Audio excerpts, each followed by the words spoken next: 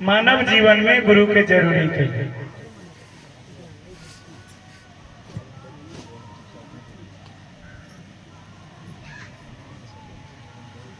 चलिए एक बार पुनः सभी भाई बहन को प्रणाम। गुरु मन से विषय मिला कि मानव के जीवन में गुरु की आवश्यकता क्यों है।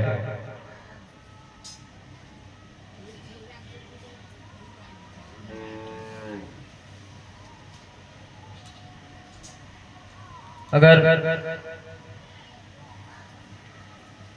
मनुष्य के लिए कहा जाए तो भगवान ने सबसे श्रेष्ठ चेतना, सबसे उत्तम चेतना मनुष्य को दिया है और बताया गया है कि यह जो परमात्मा सूक्ष्म सत्ता है, यह मन से भी पकड़ में नहीं आता है। इसे चेतना के उच्च तल पर अवस्थित होकर उसको महसूस किया जाता है और यह चेतना मनुष्य को दिया गया है। इसलिए गुरु की आवश्यकता मनुष्य को ही है। जानवरों में वो चेतना नहीं है। यह मनुष्य ही श्रेष्ठ चेतना को, एक बात समझ लीजिए, ईश्वर का एक नाम चेतना भी है। यानी कि ईश्वर को कहा गया है कि वह चेतना स्वरूप है। इसको आदि शंकराचार्य जी लिखते हैं, मनोबुद्धि अहंकार चित्तानि नाहम न च प्राण श्रोत्रे न च घ्राण नेत्रे। कहा गया कि मैं मन बुद्धि चित्त अहंकार कुछ भी नहीं हूं। अंत में कहा गया है चिदानंद रूप शिवोहम शिवोहम। यानी कि सच्चिदानंद, सतचित और आनंद का जो स्थिति कहा गया है, तो वो शुद्ध चेतना, यहाँ सच्चिदानंद का अर्थ चेतना दिया गया है कि मैं शुद्ध चेतना स्वरूप हूं। न मेरा कोई रूप है, न मेरा कोई व्यवहार है, न मेरे लिए कोई क्रिया है। मैं शुद्ध चेतना स्वरूप हूं। यह निर्माण अष्टकम में दिया गया है। निर्माण षटकम, तो इसमें 6 श्लोक है। इसमें आगे चलकर यह भी बताते हैं कि जो मनुष्य के चेतना के लिए कहा गया है, वह ईश्वर ने कहा, वह शिव ने कहा कि जब मेरी स्थिति होती है तो मैं फिर किसी का नहीं हूं। वो सारे संबंध को तोड़ देता है। वो कहता है न माता हूं न पिता हूं, यहां तक कि कह दिया कि न मैं गुरु हूं न शिष्य हूं। मैं शुद्ध चेतना स्वरूप हूं, आदि अनंत शिव हूं। यानी इसमें उन्होंने सभी रिश्ता को नकार दिया। तो क्यों नकारा? हम लोग तो उनको गुरु मानते हैं, किंतु उनमें कहा गया कि मैं न मैं किसी का गुरु हूं न मैं किसी का चेला हूं। तो इसको समझना है। बहुत लोग इस विषय को लेकर यह बताते हैं कि देखो हमें मिला है ऐसे लोग कि देखो आदि शंकराचार्य ने कहा कि शिव कहते हैं कि मैं न किसी का गुरु हूं न मैं किसी का चेला हूं, तो आप लोग गुरु क्यों मानते हैं? हमने कहा कि भैया कवि जो होते हैं ना, एक शब्द में बहुत बात कहने का प्रयास करते हैं। उसकी भावार्थ को समझेंगे तब आपको लगेगा कि उन्होंने क्यों कहा। तो उन्होंने कहा कि मैं जो शिव हूं वो मैं किसी जीव से विलग नहीं हूं। मैं वही हूं जो तुम हो, वही मैं हूं।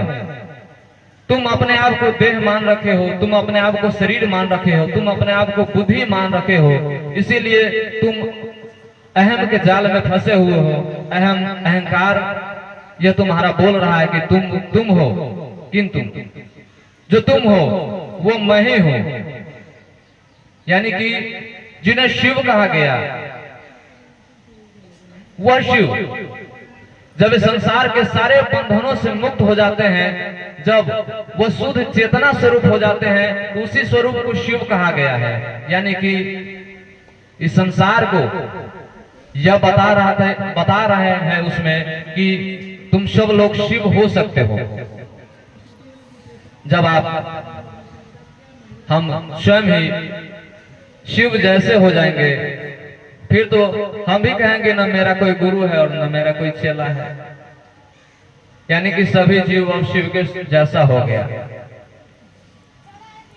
तो यहाँ शिव बनाने की बात कही जा रही है, शिव बनने की बात कही जा रही है। जब शिव बन जाएंगे तो फिर संबंध की कोई जरूरत ही नहीं है। एक सवाल और अक्सर आते रहते हैं, कहते हैं कि शिव किसका ध्यान करते हैं। कुछ ऐसे कहानी बता देंगे। शिव राम को ध्यान करते हैं, राम शिव को ध्यान करते हैं।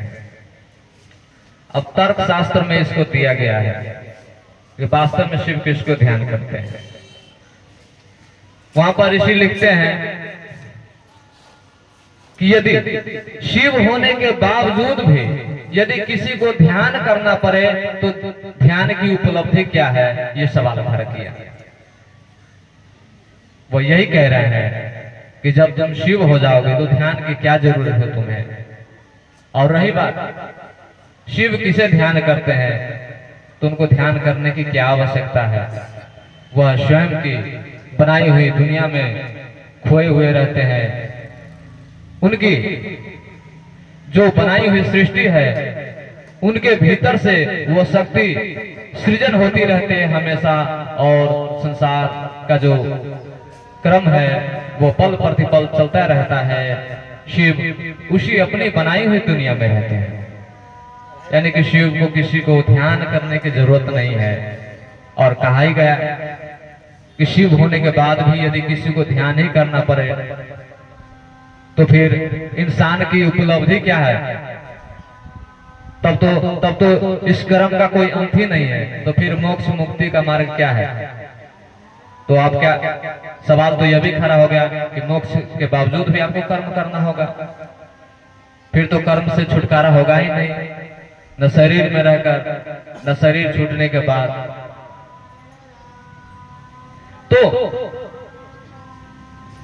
यहाँ चेतना के लिए कहा गया है कि प्रत्येक जीव में वह ईश्वर की वास है और मनुष्यता में विशेष चेतना दिया गया है। यानी कि ये सुविधा जानवर को नहीं है। यहाँ शिव चर्चा हो रहा है, देख रहे हैं बकरी उधर टहल रहा है, कुत्ता उधर रोड में घूम रहा है, उसको क्या मतलब है। लेकिन जो आदमी है वो चाहे यहाँ आए ना आए, कम से कम साउंड में सुन रहा होगा कि शिव की बात हो रहा है, शिव चर्चा हो रहा है। जो गुरु भाई गुरबन है आवाज सुनकर चले आते हैं, यानी कि उनको पता है कि यहाँ क्या हो रहा है, क्योंकि विशेष चेतना हम मनुष्यों को है। और मनुष्य बनने के बाद ही उस ईश्वर तत्व को समझ सकते हैं। इतना चेतना दूसरे जानवर में नहीं है, मनुष्य में ही दिया गया है। और इसीलिए कहा गया उसी चेतना को जागृत करने के लिए गुरु की आवश्यकता है। आप उस चीज को समझें। तो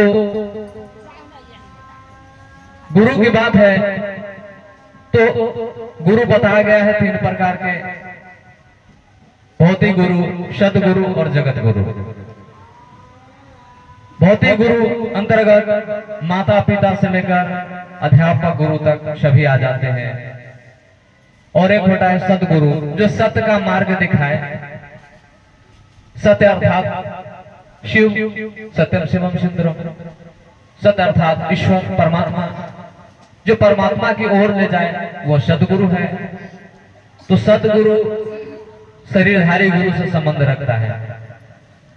और एक बताया गया है कि जगत गुरु, जिनके ज्ञान से यह जगत चल रहा है। जितने भी संसार में वस्तुएं हैं, यदि वो चल रहा है, यदि वो काम कर रहा है, तो उनमें कहीं ना कहीं ज्ञान छुपा है। किसी का ज्ञान है उसमें, तब वो चल रहा है। ये माइक बज रहा है, किसी का ज्ञान इसमें समाहित है। ये मोबाइल चल रहा है, कैमरा से रिकॉर्डिंग हो रहा है, इनमें किसी का ज्ञान छुपा हुआ है, तो ये चल रहा है। यह जगत भी चल रहा है। जगत इसीलिए ही कहा गया कि ये चल रहा है। जगत यानी कि गति कर रहा है, तो ये जगत है। तो जगत यदि चल रहा है तो किसी का ज्ञान है तो चल रहा है, और कितने सिस्टम से चल रहा है। यह सूर्य, ग्रह, नक्षत्र, पंच महाभूत, यह धरती है, यह अन्न उगती है, यही धरती है। एक पौधा में मिठास भरता है तो एक पौधा में करवाहट भरती है। ये किसी का ज्ञान है, किसी का टेक्नोलॉजी है। पेड़ के जो अस्तित्व है वो बीज से है, और बीज बहुत छोटा होता है, पेड़ विशाल होता है, किंतु उस बीज में पूरी की पूरी पेड़ समाई हुई है, तभी उनमें से पेड़ उगते हैं। यानी कि किसी न किसी का टेक्नोलॉजी काम कर रहा है उसमें। तो ये संसार, यह सृष्टि जिनके इच्छा से चल रहा है, जिनका ज्ञान इसमें काम कर रहा है, उनकी सत्ता को, उन्हीं की सत्ता को जगत गुरु कहा गया है। तो यह तीन गुरु जो हमें, यह दो गुरु, इसमें एक तो संसारी गुरु है, यह संसार तक है। एक सदगुरु है जो हमें परमात्मा से मिलाते हैं, और एक जगत गुरु है जो सदगुरु में भी वह काम कर रहा है। यदि सदगुरु ज्ञान दे रहे हैं तो ज्ञान ईश्वर का दिया हुआ है, वहीं से लेकर दे रहा है। वो जितना सामर्थ होता है उतना ले पाता है और संसार को बांटते हैं। वहां भी ईश्वरी गुरु काम कर रहे हैं। आपके भीतर वह इच्छा पलती है कि मैं किसी को अपना गुरु बनाऊं, तो इच्छा ईश्वर की है। वहां भी गुरु का ही, ईश्वर गुरु का ही काम कर रहा है। तो हमारे साहब श्री ने कहा क्या जिनकी इच्छा से यह सृष्टि चली है, जिनकी इच्छा से हम आप बने हैं, और जो जिस चीज को बनाते हैं उस चीज का विशेषज्ञ होते हैं। यदि हम आपको उन ईश्वर ने बनाए हैं तो हम कैसे चलेंगे, या उनको बहुत अच्छी तरह से आता है जिन्होंने हमें बनाया। और जिन्होंने बनाया वो ऐसे ही नहीं बनाया, ज्ञान लगा है, दिमाग लगा है। और कहा गया है कि ईश्वर स्वयं के ज्ञान से प्रकाशित है, इसीलिए उन ईश्वर को गुरु कहा गया। ताओ चलते हैं, उन्हीं ईश्वर को अपना गुरु बनाते हैं। और हम मनुष्यों के लिए ही यह व्यवस्था दिया गया है। मनुष्य मात्र ही उस परमार्थ तत्व को समझ सकते हैं, उस परमेश्वर को, उस ईश्वर को, उस महादेव को जो सभी देवताओं से ऊपर है। यह मनुष्य की चेतना उस चीज को समझ सकते हैं, इसीलिए मनुष्य को ही गुरु की आवश्यकता है। यह सुविधा अन्य जानवरों के लिए नहीं है, अन्य जीवों के लिए नहीं है, क्योंकि वह ईश्वर ने विशेष चेतना बनाकर हम आपको भेजे इस धरती पर। और बहुत सारे निर्णय आप स्वयं कर सकते हैं। हर बात ब्रह्मा जी कहते हैं कि सब बात लिखा हुआ है, इतना लिखने की जरूरत नहीं है। कुछ स्वतंत्रता दिया गया है हम आपको, हर बात लिखी नहीं होती है। उतना चेतना हम आपको है, क्योंकि हम आप तो उन्हीं का अंश है। इसीलिए कहा गया आप इच्छा करो। जदू कृष्ण मूर्ति का नाम सुने होंगे यदि, तो उनके बारे में वो बताते हैं कि यदि आप स्वयं ज्ञान लेने के लिए तैयार होते हैं तो पेड़ भी आपका गुरु हो जाता है, गधा भी आपका गुरु लगने लगता है।